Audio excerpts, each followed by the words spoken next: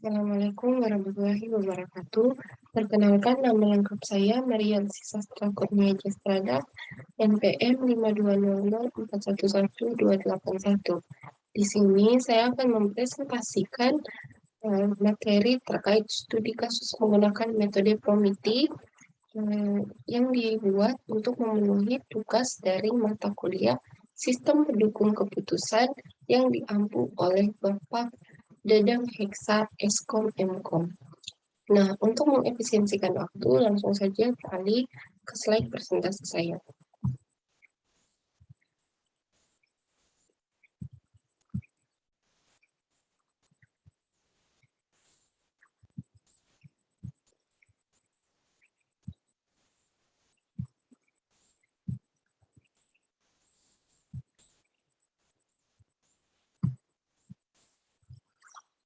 Nah, oke, di sini implementasi penerapan kasus menggunakan metode Promiti. Nah, judul studi kasus saya sendiri di sini dapat dilihat yaitu menentukan prospek lahan untuk perkebunan di Yogyakarta. Nah, di sini ada untuk kasusnya sendiri yaitu perusahaan PT Lista Cahaya ingin melakukan ekspansi aset lahan untuk mengembangkan lini produksi perusahaan di Yogyakarta. Nah, PT Lista Cahaya mengirimkan tim survei untuk menganalisis lahan yang tersedia di kota ini. Dan setelah melakukan riset, ditemukan beberapa alternatif yang sesuai dengan kebutuhan umum yang diperlukan untuk mengatur kinerja. Namun, lahan-lahan tersebut perlu dikaji lebih lanjut untuk menemukan lahan yang benar-benar prospek untuk dimiliki agar mengoptimalkan pembelanjaan dana perusahaan. Nah, penilaian kriterianya adalah sebagai berikut. K1 harga, bobot penilaian harga 4 miliar sampai 9 miliar berbobot 3 poin, 10 miliar sampai 13 miliar berbobot 2 poin, 13 miliar sampai 14 miliar berbobot 1 poin. Lalu akses dapat diakses hanya dengan berjalan kaki berbobot 1 poin, dapat diakses dengan kendaraan roda 2 dan berjalan kaki 2 poin, dan dapat diakses dengan semua jenis transportasi termasuk truk bernilai 3 poin. Lalu kondisi lahan tidak berada di daerah rawan bencana risiko tinggi dan dari sisi topografi tidak memiliki kemiringan tanah di atas 15% berbobot 3 poin, lalu berada di daerah yang bencana risikonya sedang dan dari sisi topografi memiliki kemiringan tanah 16% berbobot 2 poin. Lalu berada di daerah rawan bencana risiko tinggi dan dari sisi topografi memiliki kemiringan tanah di atas 18% berbobot 1 poin. Oke, berikut merupakan penilaian kriterianya. Untuk kriteria 1, harga hasil analisis tim survei PT lahan Magelang di sini mendapatkan poin 1, lalu untuk lahan Bantul mendapatkan poin 3, lahan Kaliurang mendapatkan poin 2, yaitu harga untuk lahan Magelang yaitu 13 miliar sampai 14 miliar. Lalu untuk lahan Bantul dengan harga 4 miliar sampai 9 miliar, dan lahan Kaliurang bernilai 10 miliar sampai 13 miliar. Lalu untuk aksesnya lahan Magelang bernilai 3, yaitu dapat diakses dengan semua jenis transportasi termasuk truk 3 poin. Lalu lahan Bantul bernilai 2, yaitu dapat diakses dengan kendaraan roda 2 dan berjalan kaki. Untuk Kaliurang bernilai 1, yaitu dapat diakses hanya dengan berjalan kaki. Lalu kondisi lahan Magelang bernilai 2, yaitu berada di daerah yang bencana risikonya sedang dan dari sisi topografinya memiliki kemiringan tanah 16%. Lalu untuk lahan Bantul bernilai 3, kondisi lahan tidak berada di daerah rawan bencana risiko tinggi dan dari sisi topografi tidak memiliki kemiringan tanah di atas 15%. Lalu lahan Kaliurang bernilai 1 karena berada di daerah rawan bencana risiko tinggi dan dari sisi topografi memiliki kemiringan tanah di atas 18%. Lalu ada menentukan kode dari kriteria dan alternatif. Yang pertama yaitu menentukan kode dari kriteria. Nah, untuk penentuan kode kriteria pada tabel telah tertera kriteria yang ada meliputi harga, akses, dan kondisi lahan. Sehingga untuk mempermudah pengkodean yang dibuat adalah seperti gambar di samping. Kriteria K1 harga. Nah, harga diinisialisasikan menjadi K1, lalu akses menjadi K2, dan kondisi lahan menjadi K3. Berikut ada menentukan kode dari alternatif. Untuk penentuan kode alternatif, pada tabel telah tertera kriteria yang ada meliputi lahan jalan Magelang, lahan jalan Bantul, dan lahan jalan Kaliurang.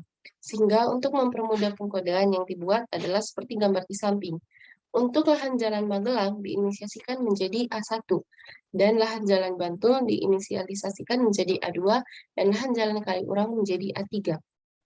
Nah, setelah menentukan kode kriteria dan alternatif, maka diperoleh data atas susunan kriteria dan alternatif.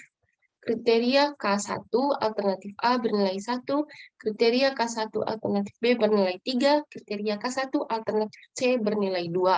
Lalu kriteria K2 alternatif A bernilai 3, kriteria K2 alternatif B bernilai 2, dan kriteria K2 alternatif C bernilai 1. Dan yang terakhir ada kriteria K3 alternatif A bernilai 2, kriteria K3 alternatif B bernilai 3, dan kriteria K3 alternatif C bernilai 1. Berdasarkan gambar 4, masing-masing kriteria menggunakan tipe preferensi 1 dengan ketentuan H dalam kurung D sama dengan 0 jika D sama dengan 0, dan 1 jika D bernilai bukan 1, bernilai 1. Nah, mencari nilai preferensi A, B. Untuk kriteria K1, K2, dan K3. Nah, bagaimanakah cara untuk menentukan nilai preferensi AB?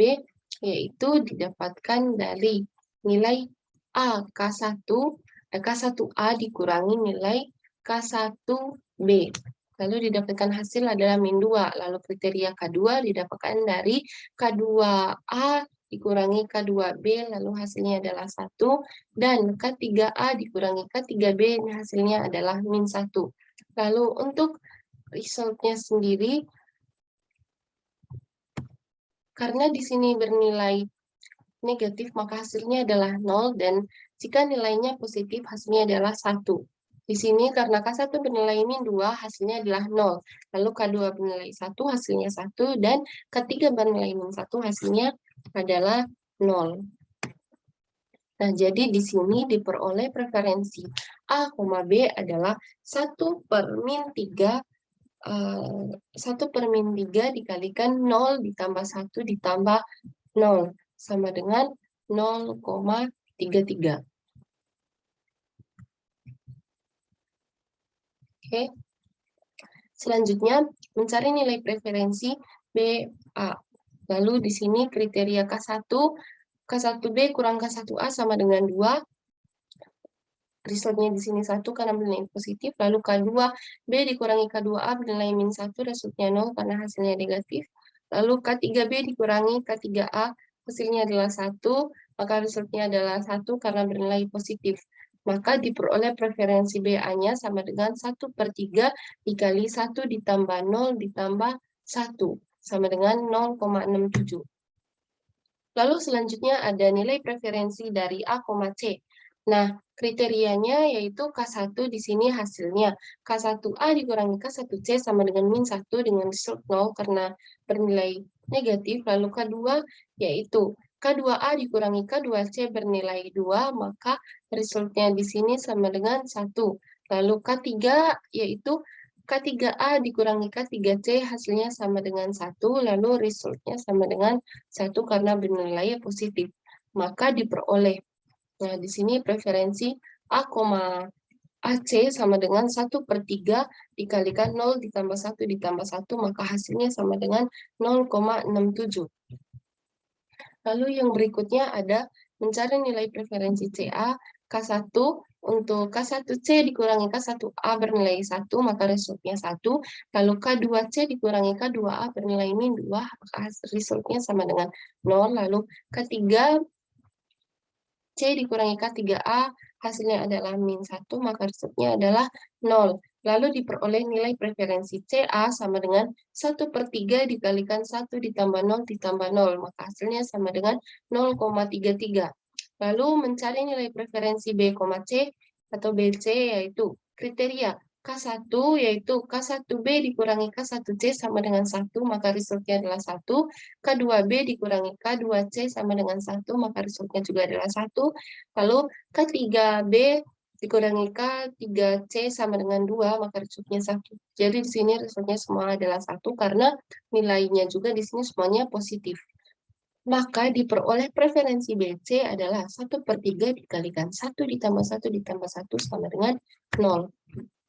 Oke, berikut ada nilai preferensi C, B atau CB, kriteria K1. K1C kurang K1B sama dengan -1, result 0. Lalu K2C dikurangi K2B, hasilnya -1, resultnya jadi adalah 0. Dan K3 C dikurangi K3B, hasilnya adalah -2, maka resultnya adalah 0. Maka diperoleh preferensi C, B sama dengan preferensi CB sama dengan 1/3 dikalikan 0 ditambah 0 ditambah 0 sama dengan hasilnya 0. Oke, untuk perhitungannya sendiri, saya melakukan perhitungannya pada Excel. Maka di sini dapat dilihat nilai preferensi PAB C,33 di 33, artinya di sini ini ya, A1 dikurangi A3, maka hasilnya adalah 2. Nah, untuk hitung nilai preferensinya di sini juga, yaitu jumlah dari nilai result ini dikalikan dengan 1/3, karena datanya di sini atau alternatifnya di sini ada 3. Jadi, di situ adalah 1/3, karena dia rumus per N. Oke. Lalu berikutnya ada setelah semua perhitungan referensi selesai, selanjutnya dapat diperoleh data hasil analisis nilai preferensi antar alternatif. Nah, tadi sudah dilihat nilai-nilai preferensi yang didapat, maka akan digabungkan atau disatukan. Di sini A ke B tadi nilainya 0,33, A ke C nilainya 0,67. Lalu B ke A nilainya 0,67, B ke C nilainya 1. Lalu C ke A nilainya 0,33, lalu C ke B nilainya 0. Lalu di sini perolehan nilai preferensi dapat digunakan untuk memulai proses analisis leaving flow, enter flow, dan net flow. Nah, rumus leaving flow, entering flow, dan net flow sendiri di sini dapat dilihat. Nah, untuk net flow sendiri di sini nilainya diperoleh dari leaving flow dikurangi nilai entering flow. Oke, kita beralih lagi ke tabel Excel-nya untuk perhitungan dari nilai leaving flow, entering flow, dan net flow. Nah, bagaimanakah cara perhitungan dari nilai leaving flow?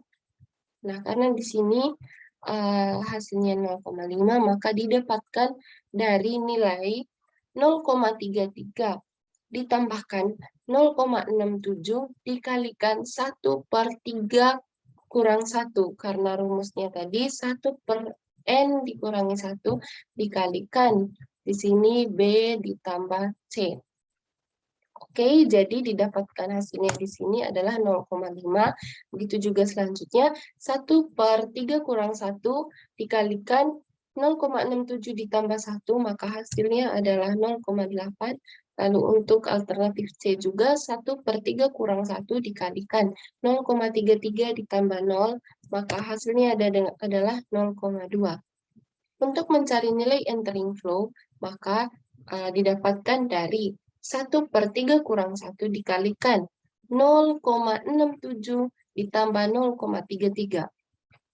Lalu, untuk nilai dari entering flow alternatif B didapatkan dari 1/3 kurang 1 dikali 0,33 ditambah 0.